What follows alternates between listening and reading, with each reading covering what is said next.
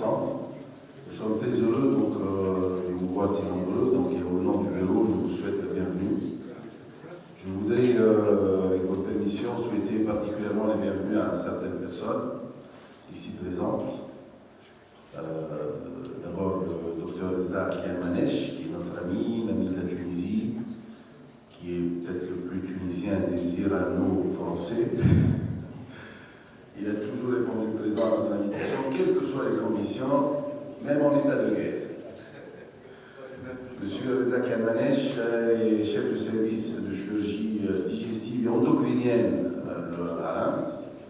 Il a fait sa formation à Aujan. Et c'est un monsieur exceptionnel sur tous les plans. Je voudrais également souhaiter la bienvenue aux membres du bureau de la Société tunisienne de chirurgie laparoscopique ici présent et à leur tête le professeur Edi Barti. Je voudrais également remercier et souhaiter la bienvenue, malheureusement il n'est pas là, mais il ne va pas tarder à venir, le docteur Zoueli, qui est l'ancien ambassadeur du Maroc en Tunisie, qui a peut-être terminé sa mission diplomatique en tant que Marocain, mais il continue à représenter les Tunisiens au Maroc et dignement. Donc, je vous souhaite une belle journée. Nous allons parler de métastase hépatique, comme vous le savez, et je donne tout de suite la parole au docteur Tahar Slimane, qui est le coordinateur de la séance. Donc, j'appelle Tahar pour s'installer pour la séance. Reza, tu viens t'installer ici avec Tahar.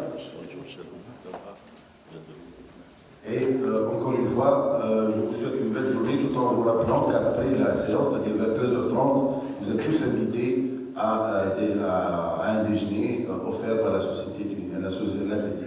À tout à l'heure. Bonjour tout le monde. C'est un honneur et un plaisir d'être avec vous. Je voudrais remercier le bureau de l'ATC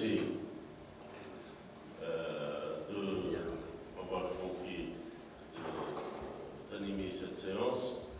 Je voudrais d'abord, comme c'est la première réunion scientifique de notre association, rendre un grand hommage au président fondateur de notre association, le professeur Seyd Mistiri, qui est décédé il y a 3 mois.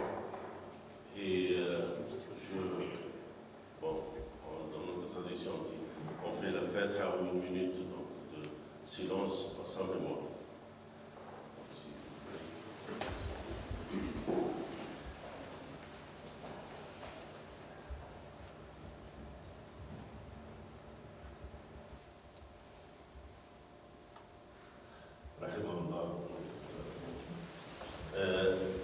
C'est un plaisir à notre pays et à notre association.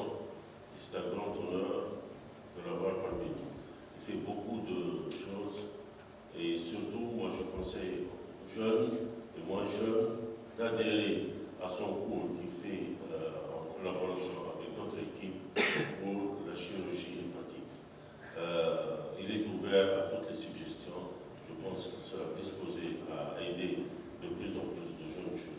J'ai vu dernièrement notre ami Mahmoud qui m'a parlé de ce cycle de formation et c'est une bonne chose. Il faut peut-être donner un peu plus d'informations et on voit un peu de notre côté au niveau de l'association comment on peut aider ces jeunes à venir dans votre cours qui est excellent.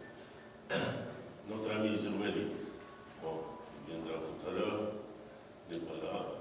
Je voudrais saluer aussi, comme c'est le protocole, c'est en fait notre vice-présidente, c'est Zouber Moussafta, le dernier vice-président, et bien sûr notre ami Edi Barti, qui est le président actuel de la Société laparoscopique tunisienne de chirurgie. Bon, je vais céder la parole à notre ami Elisa, qui va parler des cancers colorectaux. Il vient de Reims et on m'a dit que Reims c'est la ville du champagne.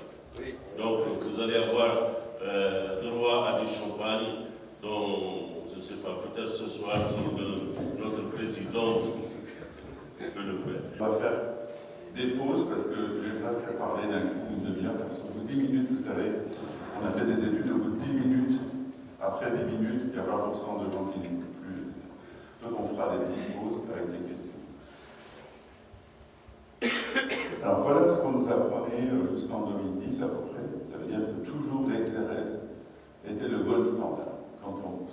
seul traitement qui peut apporter la guérison de malades. Donc quelqu'un qui a 2 métastases, quand on résèque les métastases, il retrouve la même survie que s'il était juste N+. Un côlon avec des ganglions positifs, ça a la même survie que des métastases hépatiques opérées de façon curative. Et quand on faisait que la chimiothérapie systémique, c'était, en tout cas, les cours étaient beaucoup moins bons. Donc ça, c'est ce qui nous apprenait avant. Et aujourd'hui, il faut quand même savoir que depuis une dizaine d'années maintenant, le traitement est multimodal. Vous ne pouvez pas, en tant que chirurgien seul, traiter des traitements. Vous devez absolument à chaque fois savoir que les métastases hépatiques de cancer colorectal aujourd'hui se traitent avec un traitement multimodal et pluridisciplinaire. Ça, c'est extrêmement important. Pourquoi? Parce que vous allez voir que ces progrès depuis 2010 nous permettent davantage d'avoir de survie à 7 ans, qui est quasiment dans toutes les études, et vous allez voir que la dernière série d'AFC, j'ai mentionné, plus de 50% à 5 ans, c'est-à-dire plus que le stade ganglionnaire seul. Alors ça pose des problèmes de sélection de malades. Probablement ce sont des bons malades qu'on sélectionne maintenant et qu'on traite, c'est pour ça qu'ils ont meilleure survie que juste les cancers du côlon au stade métastatique ganglionnaire. Voici un petit peu les survies. Vous voyez en 86, 33%, et puis on arrive jusqu'à 58% ici. Au fur et à mesure qu'on avance, c'est vrai que les progrès de la chirurgie sont là, c'est vrai que la meilleure sélection des malades, avant on sélectionnait les malades sur une échographie, aujourd'hui il y a le scanner est de meilleure qualité aussi, et puis l'IRM, puis on ne perd pas le malade qui est multimétastatique. Donc tout ceci est important à tenir compte, mais surtout, vous voyez, qu'on a de plus en plus de malades opérés, et donc il va falloir faire avec. Alors je vous ai mis cette diapositive parce qu'elle est très récente, c'est le résumé, grosso modo, de la série d'AFC avec une ligne. Les métastases synchrones représentaient 58%. Moi je l'enseignais personnellement jusqu'à 20%. Quelle que soit la cause, dans cette série d'AFC, qui comporte plus de 3000 malades, métastases synchrones, 58%. L'origine colique et rectale, je n'en ai pas très beaucoup. Et ce que je vois ici, c'est que la tumeur primitive, elles sont dans la majorité des cas T3, T4. Ça veut dire que malgré les progrès qu'on a dans le dépistage, on retrouve des tumeurs avec des métastases, des grosses tumeurs avec des métastases. Et que seulement, alors je ne sais pas non plus, c'est du quoi, je discute souvent encore avec M. Navarro avec ça, qu'il n'y avait que 45% des malades qui avaient des métastases hépatiques qui étaient N+. Est-ce que c'est la qualité de curage ou est-ce que c'est autre chose? Donc finalement, même si on est N-, il faut savoir que quasiment, dans cette série en tout cas en France, on avait quasiment un malade sur 2 qui développait des métastases hépatiques. Et ça, c'est une information à connaître. Alors 66% de survie à 5 ans.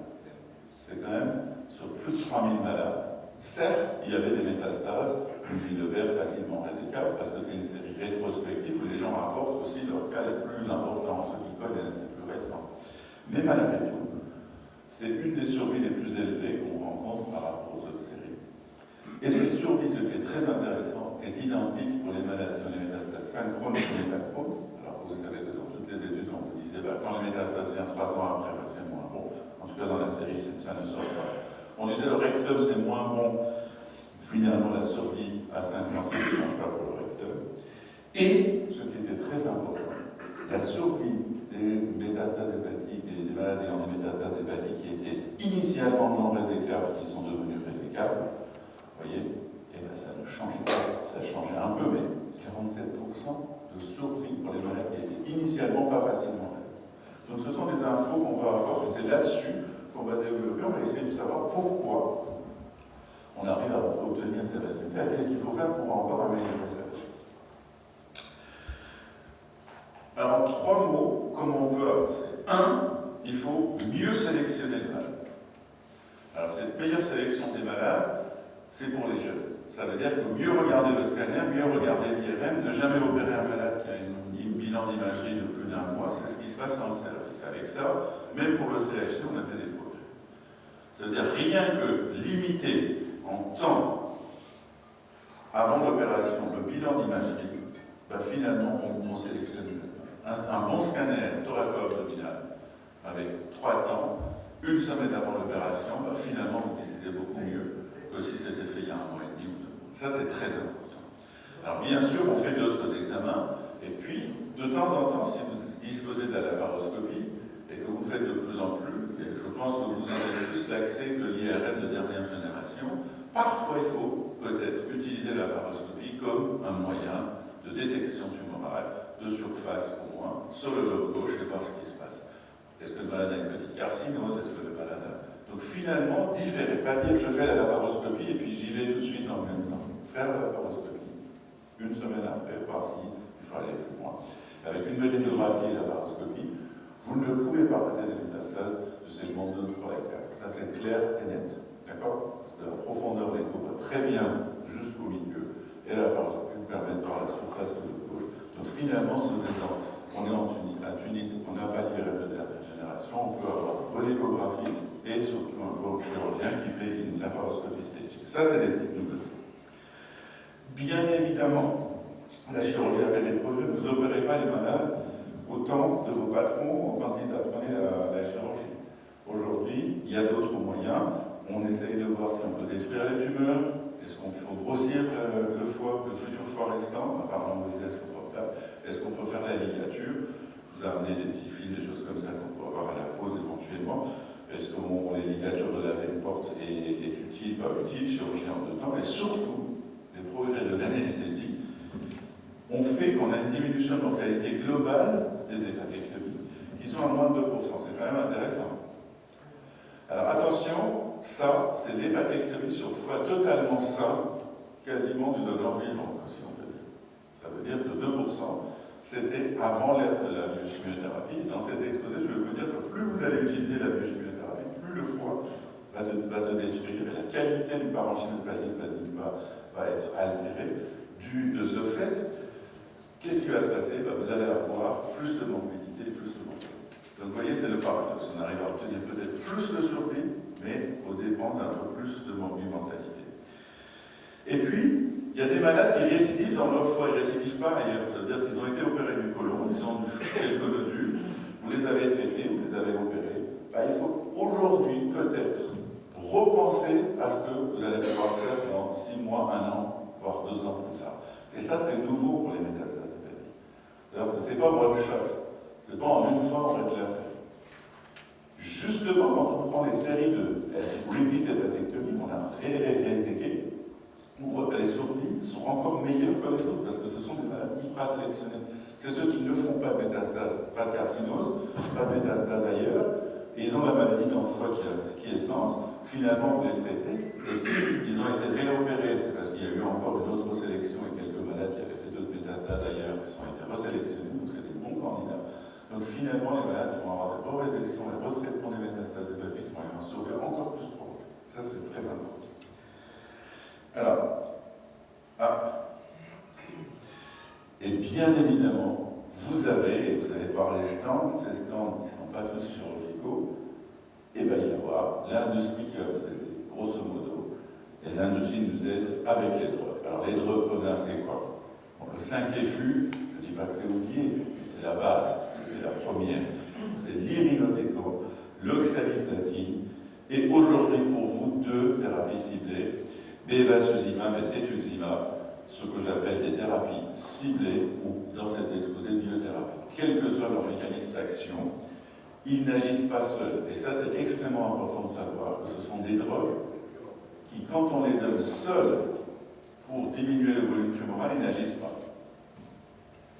Et qui augmentent l'effet des chimiothérapies. Et ça, c'est aussi un élément important de savoir. Et c'est juste pour donner un exemple, jusqu'à il y a quelques années, l'équipe de Strasberg a publié ça, c'est-à-dire que comme on sélectionne mieux les malades, par exemple, vous avez ici la survie des malades qui étaient avant, et la survie des malades sur la même équipe, la même technique, la même chimiothérapie, des malades qui avaient eu un bilan exhaustif, notamment des scanners, des TEP scanners. Et vous voyez qu'en sélectionnant, en opérant les malades qui avaient des maladies hépatiques, rien qu'en les sélectionnant, on a gagné 20 ans. Ça, c'est pas les progrès de la chirurgie ou du chirurgien, ni de la médecine. C'est le progrès global de l'imagerie de l'RCP. Donc, on sélectionne bien les malades, là, on a la meilleure survie. Vous voyez, méfiez-vous des survies très élevées. Deuxième élément, et c'est très important, en tout cas pour moi, c'est très important. Il y a quelques années encore à Beaujon, l'IRM, les scanners étaient très très bons. Il est toujours très bon parce que c'est les dernières barrettes qui sortent. De 30, on est passé dans la 128, je ne sais pas combien. Mais il faut savoir que partout, pour bien étudier le foie, aujourd'hui c'est l'IRM. Quoi que vous fassiez, c'est l'écho, le scanner de base, puis l'IRM. Et l'IRM avec des séquences de diffusion. C'est-à-dire que quand vous allez voir un malade ici, ça c'est une séquence T2 ou Léon, et puis une séquence T1 injectée. Bon, il y a un énorme angiome ici, le foie paraît très bien. Et même sur cette IRM, ben, on était passé à côté des petites lésions tumorales.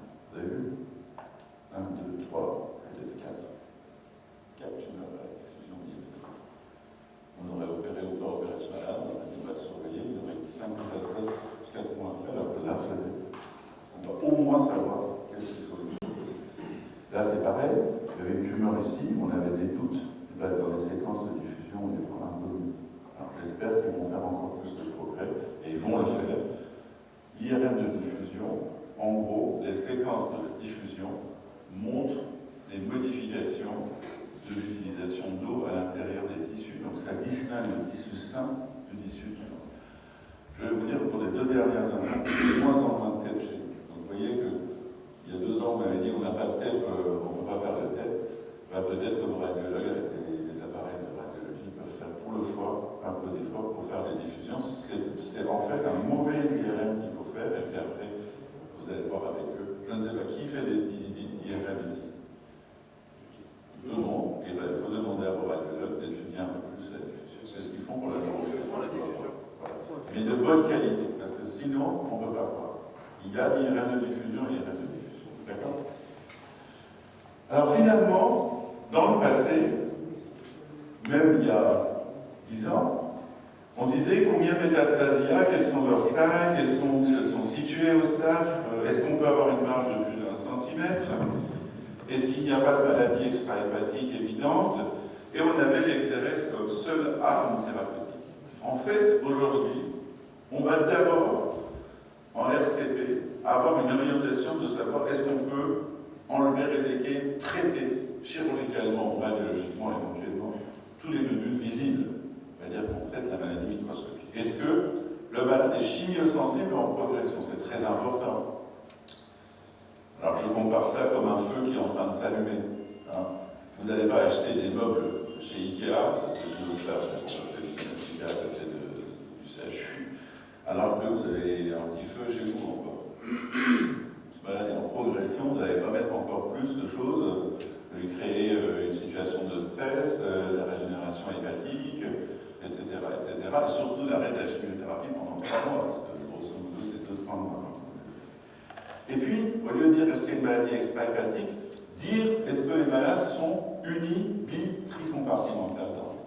Ça veut dire quoi? Ça veut dire que quand vous avez un gros cancer du côlon, bah, il est ganglionnaire, ok, mais c'est quand même encore à l'intérieur du tissu. Mais s'il est métastatique dans le péritoine, bah, il est déjà unicompartimental. S'il est métastatique dans le foie, bah, on est déjà, le compartiment foie est touché.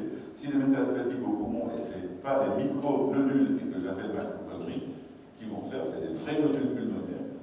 Hein. Je ne sais pas combien de vous ont vu des micronodules tuer des gens, ce n'est pas le problème de nous. D'accord? Par contre, si vous avez 15 nodules bien visibles de plus de 1 cm, peut-être que c'est ça qui va faire que le malade va mourir. Et donc, vraiment donner de l'importance d'abord à l'atteinte compartimentale avant de dire est-ce qu'il y a une maladie extra-hépatique. Pourquoi? Parce que s'il y a une maladie extra-hépatique sous forme d'un micronodule pulmonaire, finalement, on ne va pas le tenir, on ne va pas en tenir compte.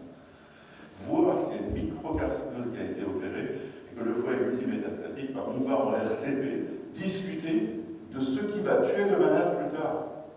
D'accord? Qu'est-ce qui va faire que le malade peut ne pas survivre plus de 3, 4, 5 ans?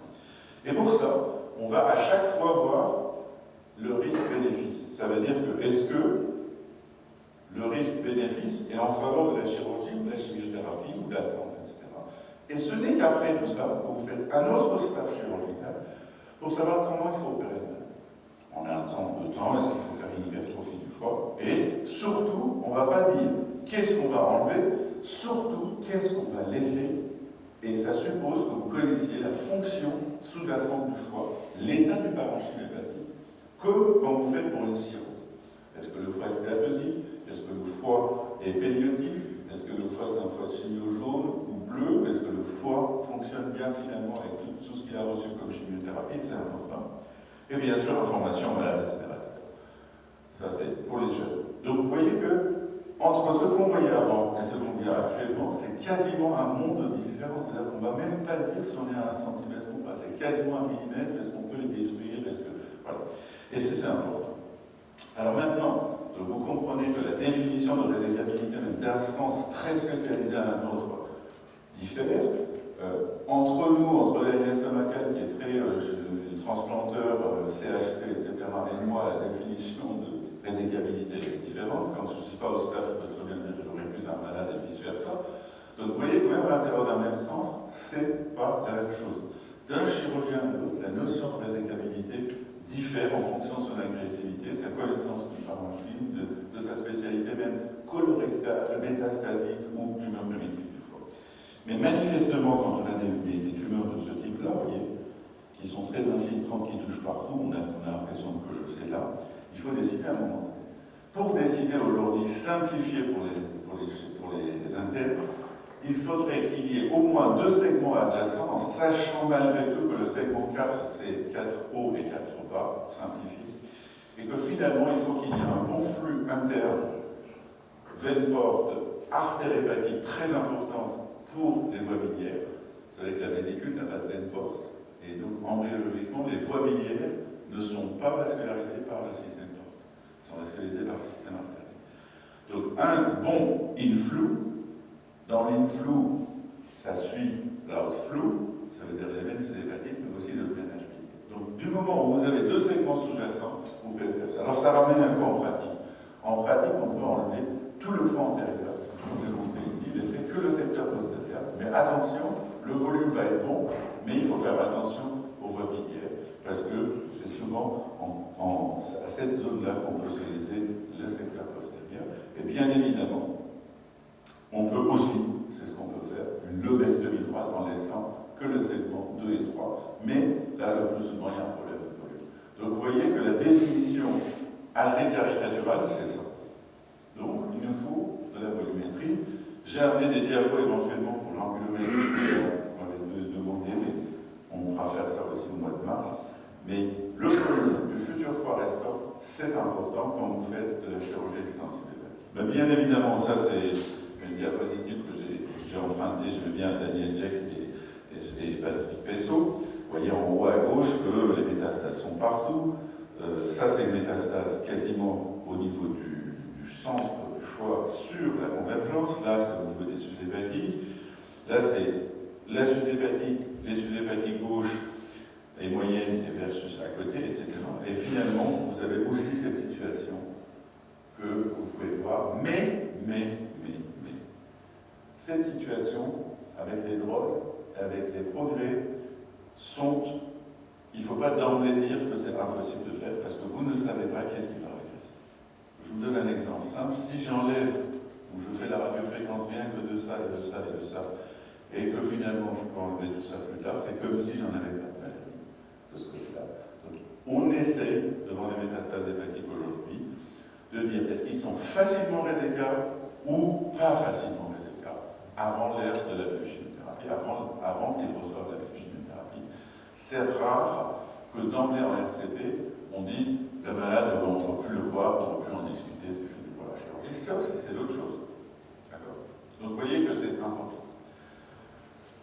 L'estimation de ces volumes sont importants. Alors, grosso modo, le foie représente 2% du poids du corps. Moi, une centaine de kilos, j'ai 2 litres ou 2000 millilitres de foie. Quelqu'un qui fait 50 a 1 litre. D'accord? C'est point, c'est tout. Alors, je ne vais pas faire la démonstration de toutes les formules théoriques qui diffèrent entre les enfants, l'Asie et les États-Unis. C'est comme ça. Et vous n'en aurez pas plus que 2%. Ce qui est clair, c'est que vous n'en aurez pas plus que 2%.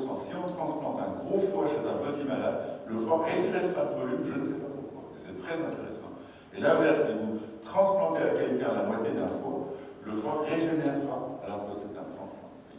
C'est un greffon. Donc c'est extrêmement important cette notion de 2% du poids du corps. Et vous devez probablement ne plus raisonner entre les portions du foie. J'ai mon foie gauche qui fait 40% du foie total, mais plutôt c'est mon foie gauche qui fait 0,8% de mon poids. Vous voyez ce que je veux dire? C'est le raisonnement comme les transplanteurs, et c'est très important de raisonner de cette façon-là, en sachant qu'on ne peut pas descendre à 0,5, même sur un foie sain, et que quand on greffe quelqu'un, généralement la limite c'est 0,7, 0,8. Il faut amener un greffon qui fait 0,8% du poids. Alors pour ça, pour le foie, j'ai raisonné à l'ancienne malheureusement sur cette diapositive, mais c'est plus compréhensible pour vous avez l'habitude. Bon, on peut descendre, on peut enlever 2 tiers du foie, grosso modo. Quand le foie est sain, et bien quand le foie est pathologique, il faut laisser quasiment la moitié. Voilà. Et l'intermédiaire pour les deux. Et l'intermédiaire pour les deux, on va les appeler, pour simplifier, le foie lésé. Alors c'est pas très joli. Injured liver parenchyma. C'est-à-dire que mon foie n'est pas sain. Mais il n'est pas cirrhotique, fibrotique non plus. Il est injured. Il a été touché, il n'est pas sain. Voilà. Oui, agressé. Mais vous voyez, c'est par quoi? Par qui? Ça peut être interne de la stéatose, comme ça peut être de la chimiothérapie, comme ça peut être de temps en temps vasculaire. Attention, il y a des éléments vasculaires qui peuvent empêcher un foie de se régénérer. Bon, je vous en parlerai un petit mot peut-être à la fin. Avec tout ça, dans les années 2007, on a essayé de simplifier. Ça a déjà fait un peu de simplification pour les études, surtout les études prospectives. On a dit que les métastases facilement résécables sont définies par ça. Quelle étape? Marge, ça veut dire qu'on peut les réséquer de façon macroscopique, mais peut-être microscopiquement complète, que le malade n'a pas de maladie extra-hépatique, et surtout en dessous, vous n'avez pas lu, on ne le dit pas. Ça peut être par une hépatectomie gauche ou droite ou moins, inférieure ou égale à 4 segments, en laissant plus de 40% du truc. Donc je trouvais que c'était intéressant de le rappeler, parce que c'est comme ça qu'il faut raisonner dans la métastase, c'est facilement résécable. Alors vous allez avoir des protocoles dans lesquels on participe, d'un coup, le nombre c'est 8 du moment où on peut faire ça. Donc finalement, c'est peu importe le nombre, facilement résécable, ça a vraiment quelque chose de particulier si on veut de se référer à ce cas. Et les 3, c'est non résécable, ça veut dire que tous les segments sont quasiment touchés. Si on veut réséquer, il reste qu'un segment ou même pas moins de 25% du volume, et on a moins de 2 segments continus. Vous voyez, on retrouve ce qu'on avait dit. Et puis le plus souvent, il y a peut-être aussi une maladie extra-hépatique. Et puis dans le cas intermédiaire, finalement, ce que j'appelle les borderlines, on met un peu tout. Donc pour vous, on va dire ici facilement résécable, j'ai mis en vert, et pas facilement résécable, en tout cas pas facilement résécable d'emblée, d'accord? Et on va parler de classe 2 et 3. C'est important parce que ça diffère. Vous allez faire votre volumétrie. Donc j'ai dit que dans le volumétrie, ça peut se faire par l'IRM, ça ne peut pas se faire aujourd'hui par l'écho. Mais donc, vous allez aussi donner importance à ça, à la qualité de votre parenchyme. Si votre malade, même a des métastases qui a eu l'hépatite C, méfiez-vous. D'accord? Il y a des choses, c'est la vie. Et on va, heureusement, jusqu'à de temps en temps, faire la biopsie du foie pour pouvoir plaider le foie. Ça, c'est très intéressant.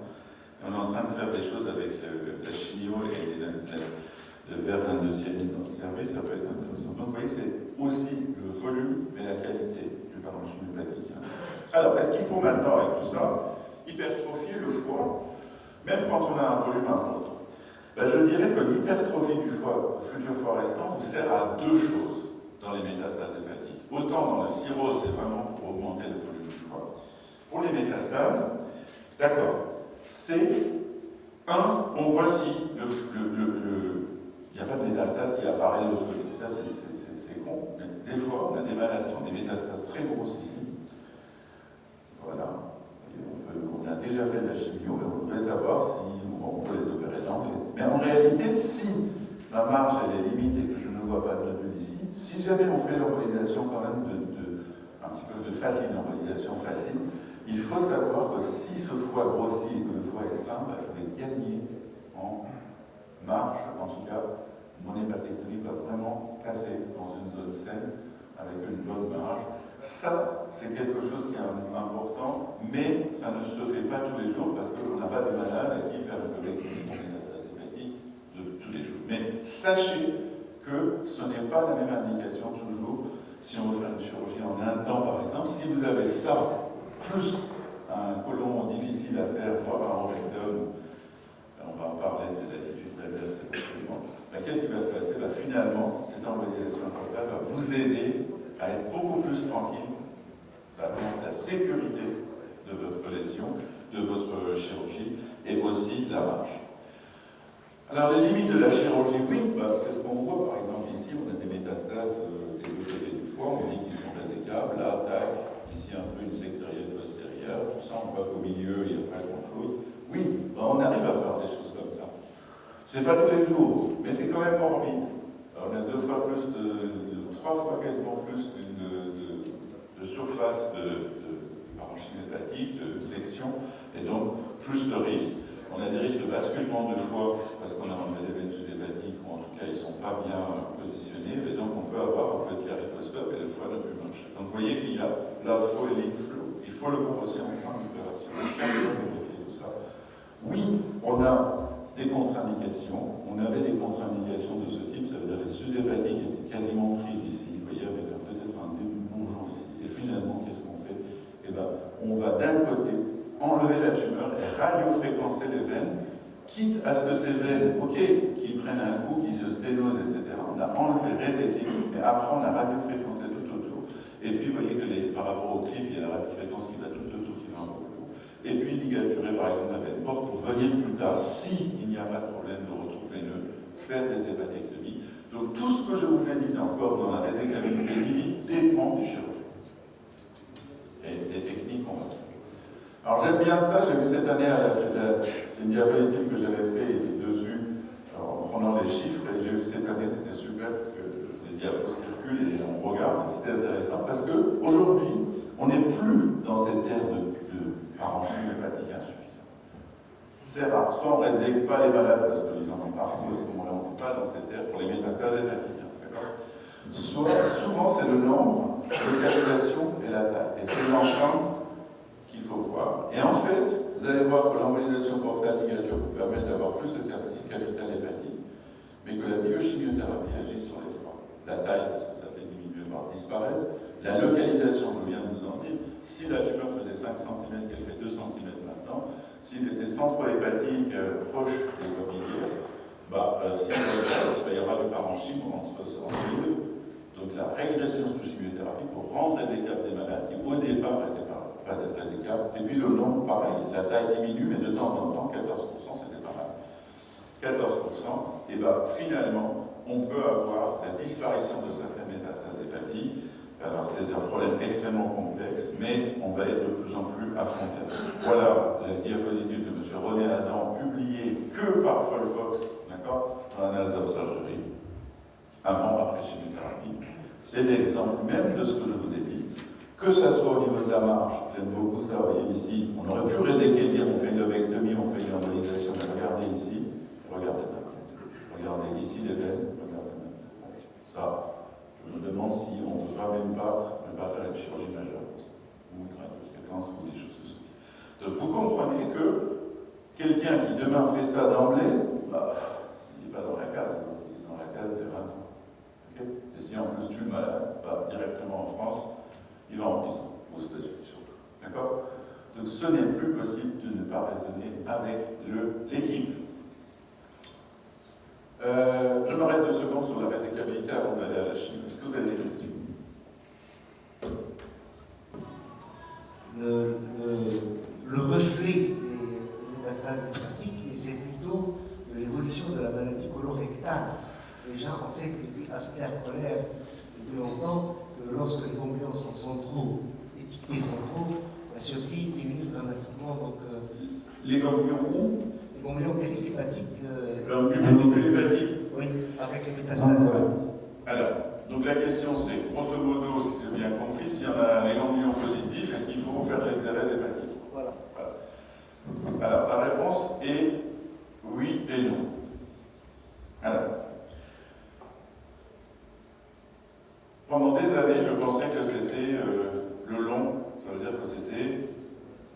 suite, des ganglions mésentériques. Mais tu ne trouves pas de ganglions rétroportes. Tu ne trouves pas trop de ganglions rétroportes qui sont rétropancréatiques. Et en réalité, quand on lit les papiers, je me suis intéressé aux papiers, l'envahissement de ces ganglions qui sont le plus souvent pas dans le tronc cœliaque, qui sont plutôt au droit, comme dans un pédicule pour un cancer de vésicule, probablement les plus reflètent de l'importance de la trame hépatique et le blocage lymphatique plutôt que l'inverse. Alors ça, c'est une opinion personnelle, je n'ai pas de data pour te montrer. Donc, aujourd'hui, quand il ça, c'est plus grave de base, parce que l'AFC avait montré déjà il y a quelques années que la survie était de moins de 10% à 5 ans. Et donc, je me souviens très bien, jusqu'à il y a 10 ans, quand le ganglion était positif, on ne faisait pas l'exérèse majeure. Aujourd'hui, on n'est plus dans cette ère. Ça veut dire qu'on a des survies de plus de 15-20% pour ces malades aussi qui ont des ganglions, sauf si c'est un ganglion massif. On l'enlève, ça nous donnera une idée du pronostic. On ne leur fait pas de chirurgie extrême, mais si c'est 2 gestes de radiofréquence exérèse limitée, on le fait. Pourquoi? Pourquoi on le fait? Parce qu'aujourd'hui, le malade, si on laisse ce malade sans chimio, il va mourir d'insuffisance hépatique, d'ictère, voire des métastases par là, qui vont partout, par les sous-hépaties. Et du coup, qu'est-ce qui va se passer finalement? Si ce malade avait des ganglions, on allait dire tiens, c'est le ganglion, c'est la maladie, etc. Il ne fallait pas le faire. Mais c'est parce qu'on ne fait pas de chimio correctement pour ces malades. Le staging de ce malade, il est encore plus grave, il faut qu'il ait la chimio plus longtemps et de façon plus appropriée si le ganglion est positif. Donc si tu es face à une maladie très évoluée au niveau du foie, et que ce ganglion est positif, et qu'il y avait un peu de carcinose que le malade a 75 ans, là, tu dis non, je stoppe, je fais le ganglion, mais si tu as la même malade, une quarantaine d'années, voire 50 ans, j'irai encore plus loin. Si le malade n'a que ces critères, je ferai tout pour d'abord nettoyer le foie, faire éventuellement en 2 temps, faire de la chimiothérapie. Et aujourd'hui, on a des marqueurs génétiques qui vont me dire est-ce que s'il est BRAF positif, etc., qui est, même chez qui on va proposer des chimios hors protocolaires plus lourdes encore pour pouvoir lui réséquer le foie. Donc tu vois, c'est un peu comme la carcinose. Hein. C'est-à-dire que ce raisonnement pour moi retombe à la carcinose. S'il y avait de la carcinose, on ne faisait plus rien, on fermait le ventre. Aujourd'hui, c'est plus le cas. Donc on réfléchit autrement. Et vraiment, il faut qu'on enseigne de cette façon-là. Ce ganglion n'est plus reflet d'un ganglion qui vient du tube et qui remonte, parce que sinon on aurait d'autres ganglions en bas. Si on fait un TEP, on aurait des ganglions en l'air. Donc je ne sais pas comment. Je ne sais même pas si l'atteinte hépatique passe par les stades ganglionnaires qu'on nous a appris pendant les études, ou est-ce que c'est des micrométastases circulantes, etc. C'est très compliqué. D'accord? C'est très compliqué. Les ganglions qui vont. Est-ce qu'on peut envisager de faire un curage systématique? Très bonne. Je pense qu'il. Alors, le problème de curage, c'est la morbidité. Ça veut dire que.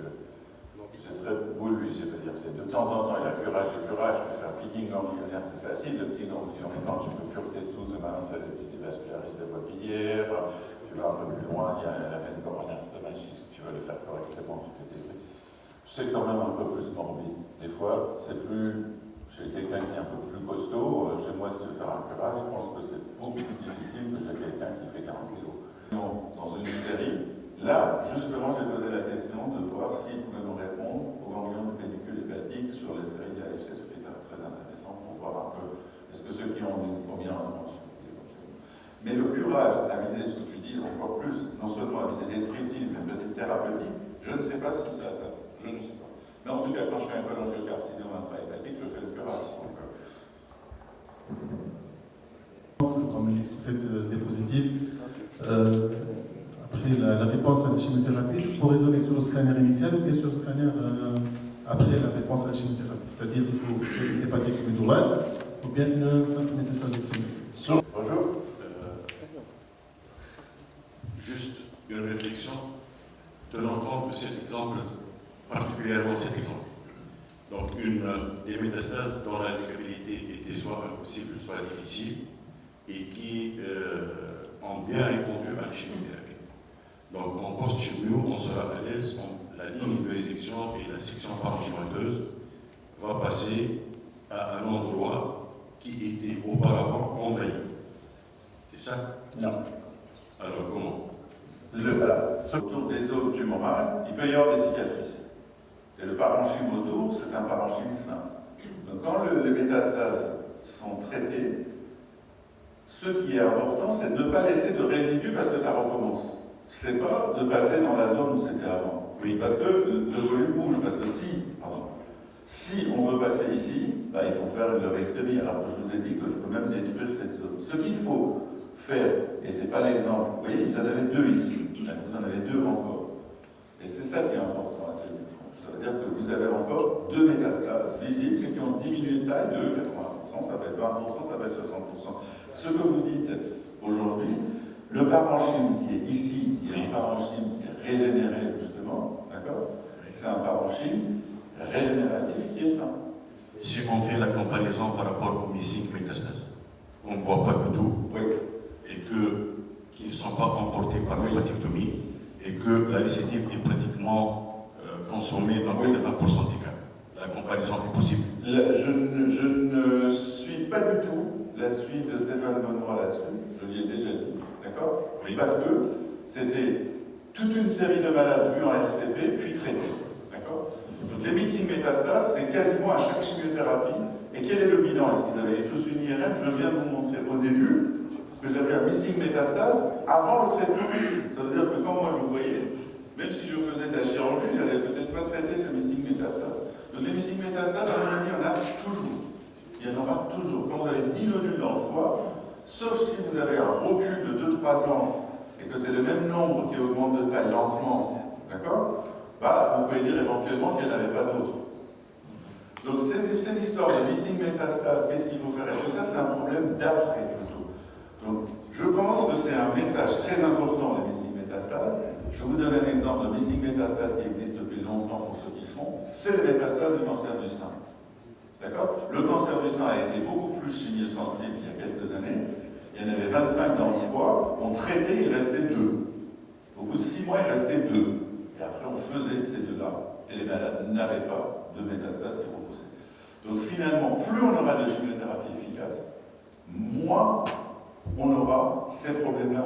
Je ne dis pas que ça n'existe pas, mais je pense que c'est un problème dans un coin à ne pas oublier. D'accord? Mais pas le mettre au premier plan. Au premier plan, est-ce que vous avez fait une IRM avec des diffusions? Est-ce que ici, pour ce malade, on n'avait pas 2 autres métastases ici, et là, si on faisait une IRM? Merci. Donc je continue. Une question? Oui. De résicabilité que vous avez très bien expliqué.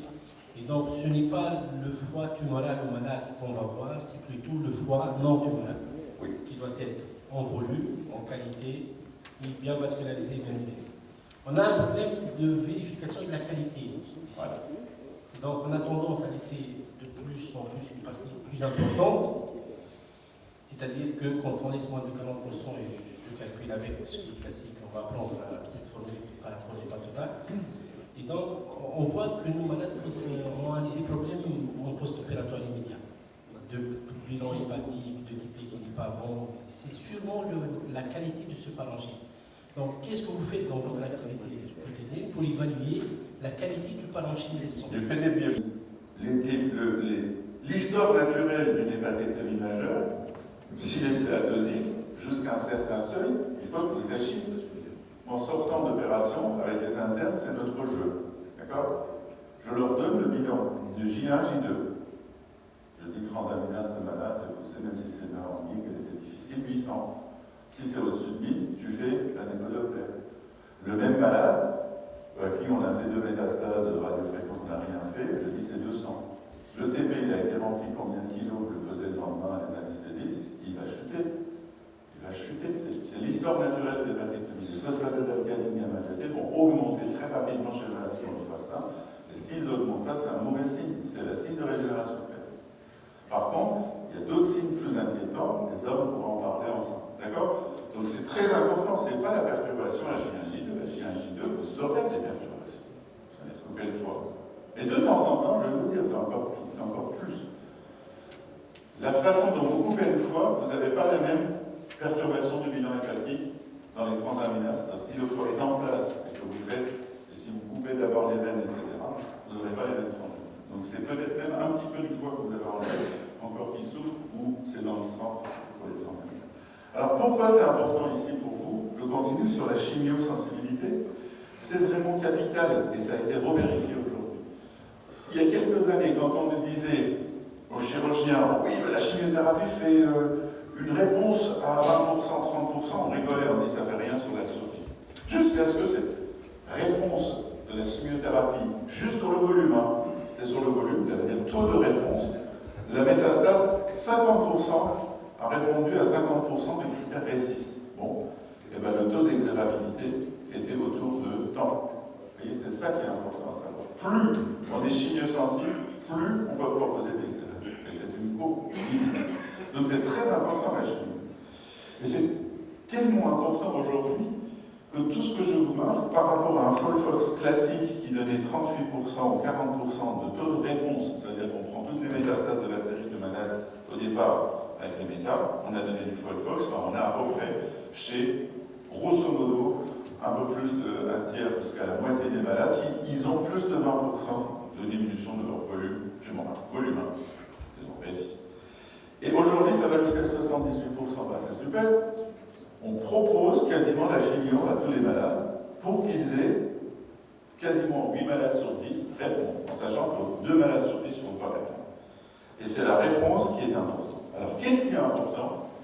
Cette diapositive est très importante parce que ceux qui répondent justement, et ceux qui ont une réponse complète, c'est ce que vous disiez, les missing métastases, réponse complète, c'est-à-dire que quand on a réséqué la zone, même tumorale, il n'y avait plus de métastases, 68% de survie à 10 ans. Vous comprenez? Ce sont des critères pronostiques, la réponse à la chimiothérapie aujourd'hui, et on le retrouve dans différentes études, que ce soit des études par M. Adam ou d'autres équipes de médecine. Donc vous voyez, c'est très important. Et finalement, il faut raisonner de cette façon-là. 15% de vos malades vont avoir des métastases résicales. Si les métastases sont d'emblée résicales avec les critères que je vous ai dit, vous allez parler de chimiothérapie périopératoire ou néo-adjuvante. C'est comme ça qu'on l'appelle. Donc cette chimiothérapie périopératoire, bah, on va parler de néo-adjuvante et adjuvante. Et ici, la ligne, ça s'appelle périchirurgie, périopératoire. Aujourd'hui, vous allez voir ce que c'est, si j'ai le temps, je vous dis. 8 malades ou 9 malades sur 10 ne vont pas avoir cette facilité d'exérèse et donc ils vont avoir une chimiothérapie qu'on appelle d'induction de machin. Appelez-le chimiothérapie de downstaging ou downsizing, comme vous voulez. C'est une chimiothérapie qui va nous permettre de savoir est-ce que ça a un effet sur ces métastases. Et finalement, en fonction de la chimiothérapie, vous allez avoir 10 à 20%, comme vous pouvez avoir dans certaines séries jusqu'à 30-40%, ça dépendra de la sélection. Et donc la chimio va faire de plus en plus d'effets ici. Donc vous allez avoir de plus en plus de malades qui vont avoir cette stratégie-là. Ça, vous ne pouvez pas l'augmenter, ça, vous allez l'augmenter. Et donc si les malades restent non résécables, pour l'instant la majorité des malades, après on a dit que c'était la première ligne, et éventuellement ça ne marche pas, on dit deuxième ligne, troisième ligne, ils ont des plus mauvaises survies. Et les survies vont être comme ça, c'est-à-dire que ça va être les meilleures survies ici, puis un peu ici, puis moins bon ici. Comme c'est écrit. Deuxième élément très important, c'est qu'on n'est plus à l'ère des exérèses hépatiques pour les métastases, on est à l'ère du épargne parenchymateur à cause de ça. C'est ça qui a changé, vous voyez. Puisqu'on peut faire des choses, bah, on sait qu'on va faire des réhépatectomies ou autres, on ne va plus faire des exérèses majeures, c'est ce que vous disiez, on va traiter que la maladie pour le foie. Alors arrêtons de parler de missing métastases, passer des heures à faire des choses. Si le malade revient avec des missing métastases, s'il en a 2, eh bien tant mieux, on va les retraiter. On va les couler, ou on va les traiter, on va les réséquer. Vous comprenez? Ça veut dire qu'on va traiter que ce qui pourra plus tard tuer les malades. Et aujourd'hui, on est dans l'épargne parenchymateuse à cause de ça, parce que la maladie est devenue chimiosensible. Alors voilà, donc économiser le parenchyme et ça. Alors, j'ai fait un peu les questions plus tôt. Pour résumer, le classe 1 aujourd'hui, on sait que c'est du Folfox qu'il faut faire, et vous en avez ici du Folfox.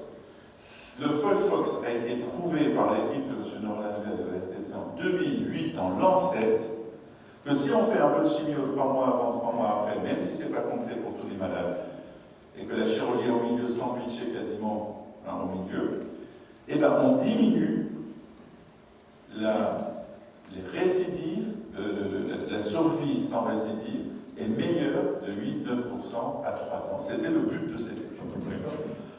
Avec quasiment un peu plus de complications, mais ce n'était pas significatif. Donc, Qu'est-ce qu'on fait du Folfox? C'est le gold standard quand les malades ont des métastases hépatiques résistantes. Aujourd'hui, c'est du Folfox. Et ce Folfox, le papier vient de sortir. Les résultats à long terme, au bout de 5 ans, 6 ans des malades, ok, juste cette chimiothérapie au départ puis chirurgie n'a pas augmenté la survie des malades. Mais on ne sait pas ce qui s'est passé après. D'accord? Donc vous comprenez, c'est très important, cette différence de survie. C'est du Folfox, bah, ça reste du Folfox. On améliore la survie sans récidive, c'est-à-dire les métastases récidives moins. Donc, aujourd'hui, c'est ça. Alors, il y a un nouvel essai, mais ça, c'est pour vous, je ne vais pas vous le détailler, avec la biothérapies. Ça a du mal à démarrer, on en participe, on a inclus que 2-3 malades, c'est un essai européen. C'est ça que j'aimerais bien avoir. Demain, si vous êtes vraiment actif avec nous, on va pouvoir inclure aussi quelques malades, mais c'est une victoire. Ça veut dire qu'on participe à l'histoire de la prise en charge des métastases. Alors maintenant, quand vos métastases sont comme ça, on a posé le problème de résecabilité. Malheureusement, il y a des problèmes de KIRAS. Ça, c'est des KIRAS ou RAS tout court aujourd'hui. Est-ce que vous faites les RAS? Voilà. Et bien, vous voyez que vous n'avez rien à envier à certains centres en France. Ils ne font pas encore le RAS systématiquement, on a du mal. En tout cas, il y a des malades qui nous ont été conférés qui n'ont rien. On est obligé de recommencer à zéro et reprendre le bilan. Donc, qu'est-ce qui est important? C'est de savoir qu'on ne fait pas la même biothérapie, en tout cas pour les malades qui ne réagissent pas au traitement. Par exemple, les traitements par anti-EGFR qui sont Herbitus, il faut à chaque fois que le RAS soit sauvage pour que ça puisse ajouter, mais vous voyez qu'à chaque fois ils sont en tendance des uns et des autres. Ça veut dire qu'en fonction du statut qu'il rase, votre cancérologue va utiliser quelque chose. Mais attention, rien que ce papier, encore une fois, les biothérapies ne sont pas là pour remplacer toute la chimiothérapie. Je vous ai dit qu'une biothérapie seule n'aura pas d'effet sur les métastases en induction, en downsizing. C'est une équipe italienne en 2009 qui l'a publié. Les métastases non résécables facilement d'emblée, et il a fait du Folfox-Iri, c'est-à-dire trichimiothérapie. Alors c'est lourd, hein. Voilà, vomi, il est plus fatigué, il maigrit le plus souvent, il a les cheveux qui tombent, etc. Mais vous voyez qu'à la place de 10-20%, ils ont pu récupérer 36% et 19% de malades R0 opérés, alors qu'au début, ils n'étaient absolument pas opérables. Et donc, il y en a qui étaient R2, donc qui n'ont pas eu d'opération parce que c'était d'autres choses. Et ce qui était important dans cette étude, c'est plutôt ça. Ça veut dire que les répondeurs, et les répondeurs à la Folfox-Iri, quand ils étaient réséqués, avaient cette survie vis-à-vis du répondeur, mais aussi non réséqué pour des tas de raisons, et de non-répondeurs non réséqués.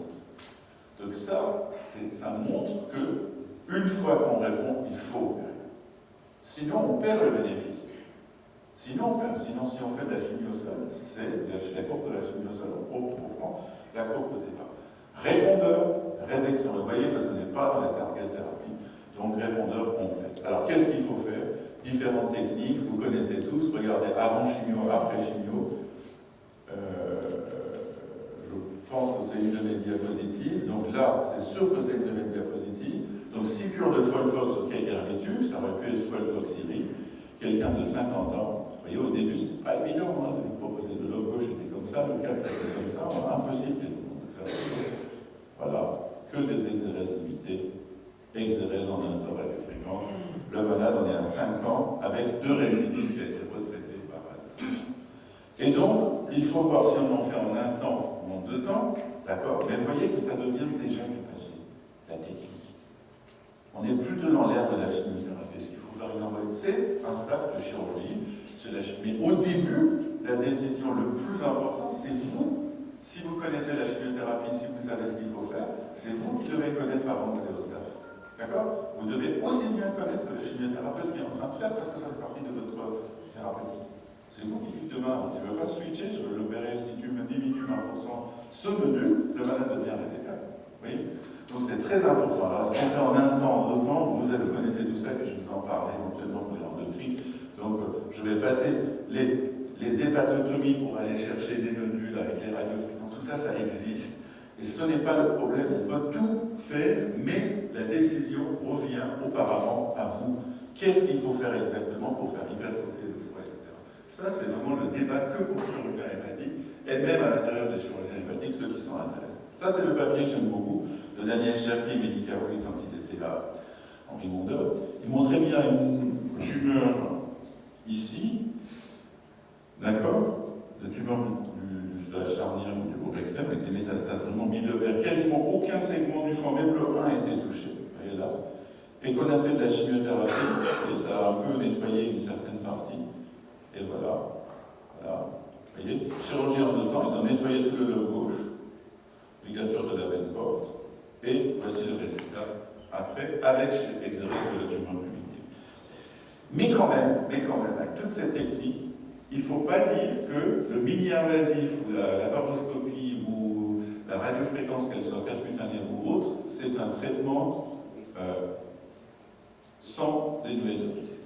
Voilà un exemple d'un de mes malades. On a fait la radiofréquence sur le lobe gauche, ligature de la veine porte. Le malade a fait quand même une thrombose portale, correctement, comme il faut. Il y a des thromboses portales, il y a des thromboses ici. Donc la radiofréquence, ça détruit tout à 100-105 degrés ou 10 minutes. Donc faites attention, ce n'est pas juste le micro-ondes pareil. Donc de temps en temps, vous voulez faire une radiofréquence pour un malade très petit, et vous voyez ce qu'on a trouvé dans le foie.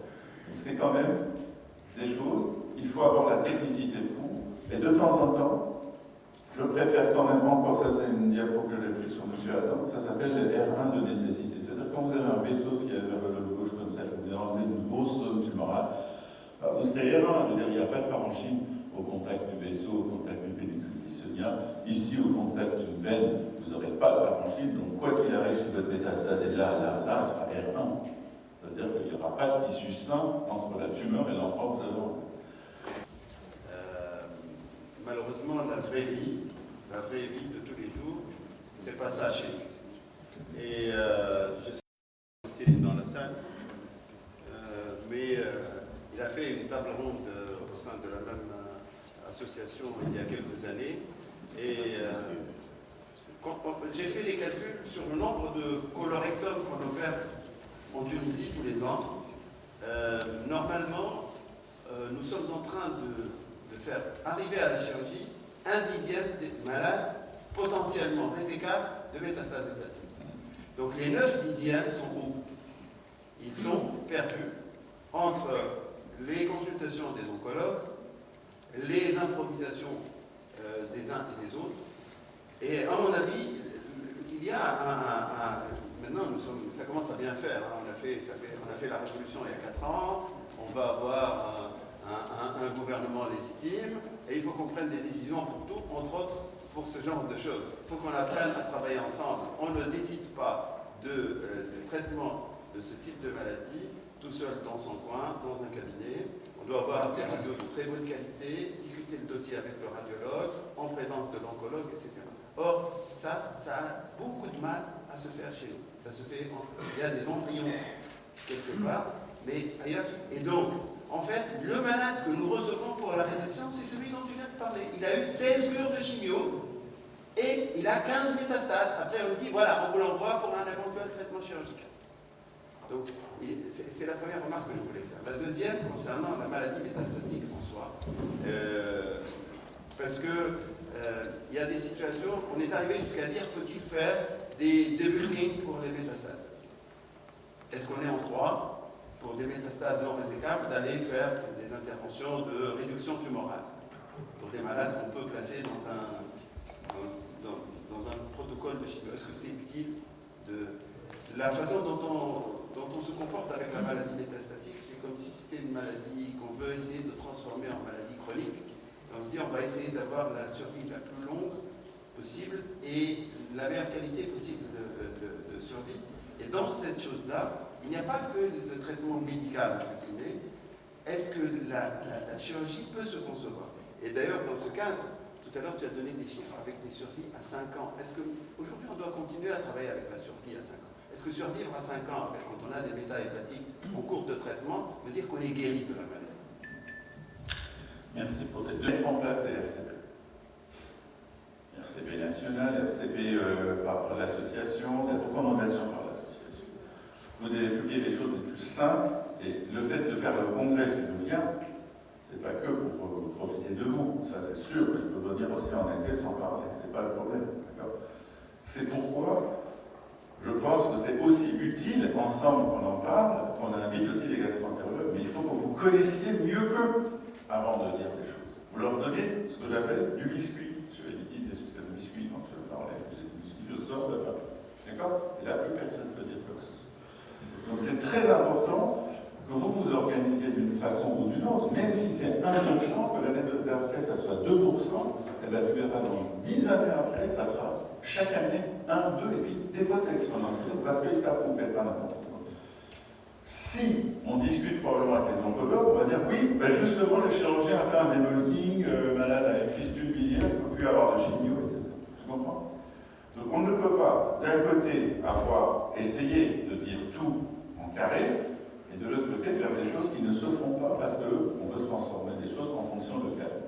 Je pense que d'abord, il faut dire qu'est-ce qui est publié, qu'est-ce qui est le mieux, dans le meilleur des mondes, comment faire. D'accord? C'est pour ça que j'ai amené l'ambulométrie pour que ça fasse, parce qu'au Vietnam, on m'a demandé de faire 10 fois le truc de l'ambulométrie parce qu'ils n'ont pas de volumétrie, ils ont un petit scanner, etc. Donc je pense qu'il faut que vous publiez, il faut que les jeunes publient.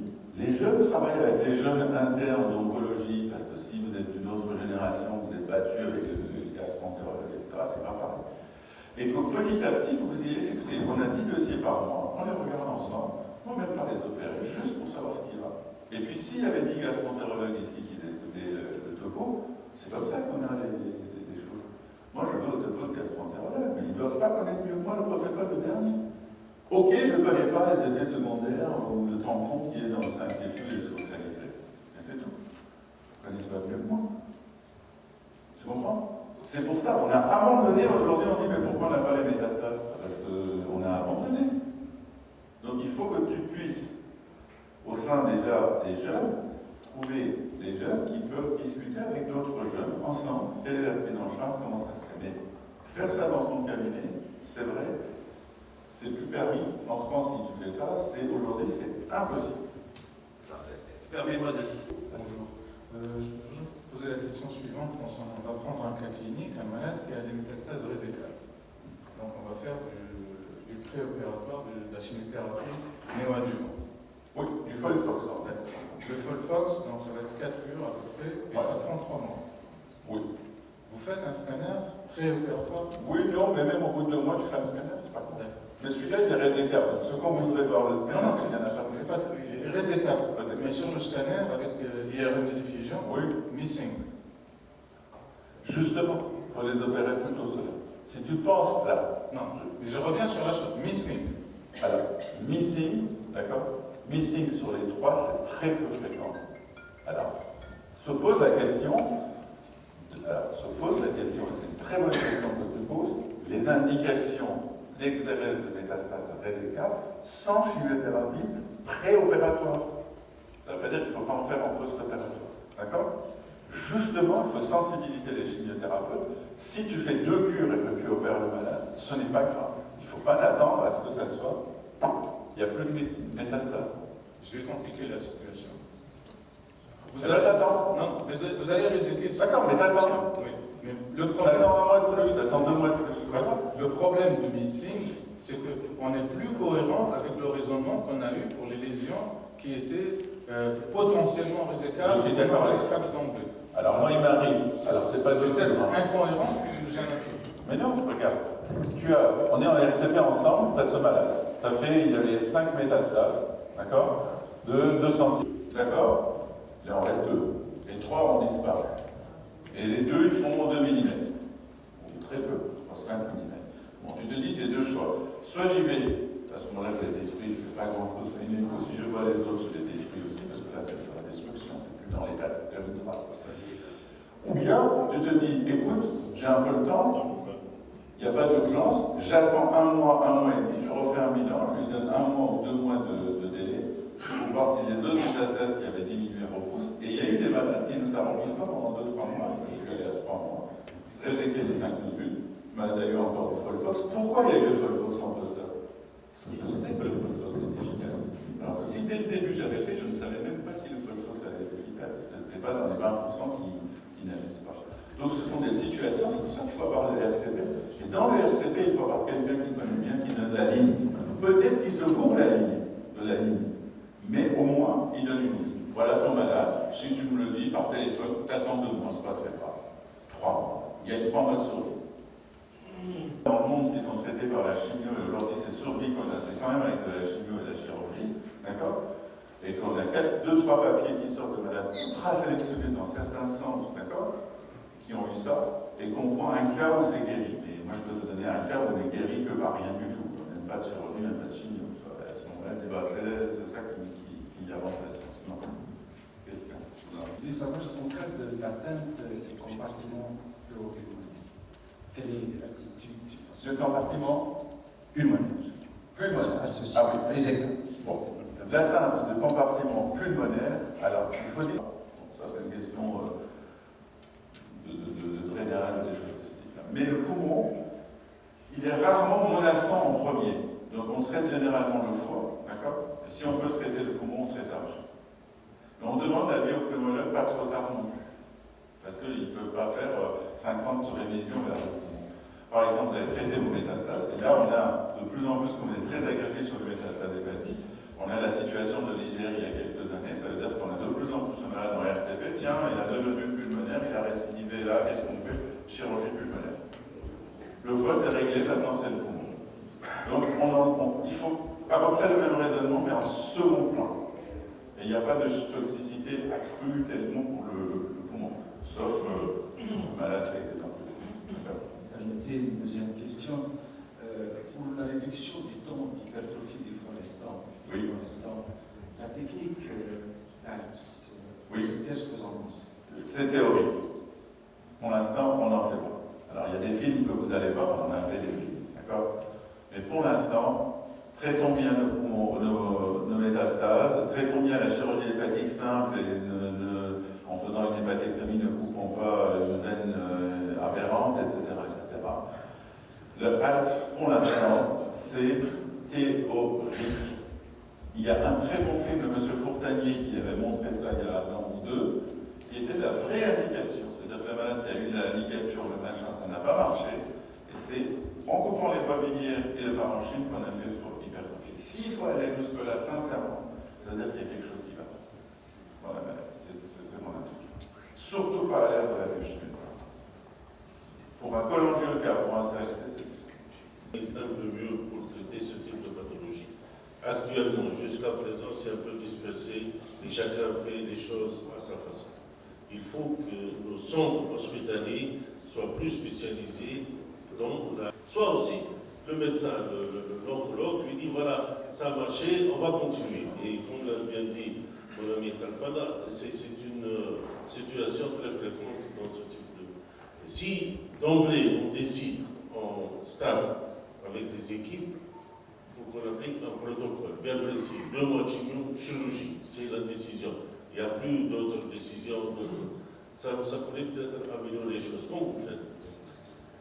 Nous, oui, c'est-à-dire que moi dans le service, on a bien les gens qui font que du métastase, plus du métastase en tout cas. On voit bien que quand ça passe, même quand on n'est pas là et que quelqu'un d'autre voit, et ça peut ne pas être dans le même cas, que madame n'est pas représentée. Il faut que vous vous organisiez à avoir des RCP. Ces RCP, c'est pas la guerre, c'est au contraire, c'est pour les chimiothérapeutes, pour les malades des avis. Et très probablement que les jeunes, ils doivent à un moment donné, comme on a fait, dire je fais des pathopilio-pancréatiques. Et d'accord, je fais cancérologie digestive, plutôt que la chirurgie des urgences ou de la biliaire. Vous ne pouvez plus faire ça, c'est trop dispersé. D'accord? Moi j'ai arrêté de faire des œsophages, ils passent tous chez M. Mariette. Dans toute la région, c'est un œsophage, je passe chez M. Mariette, et là, on voit qu'il publie. D'accord? C'est bon pour la maladie.